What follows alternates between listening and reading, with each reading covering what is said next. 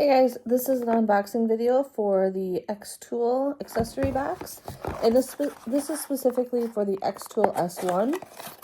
So we're just gonna take things out and see what's in here.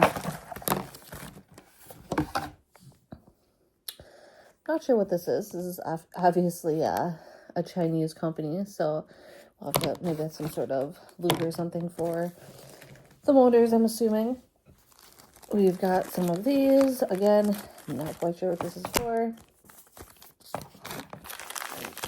And it looks like some clamps, magnetic clamps in here. We've got 4 of those.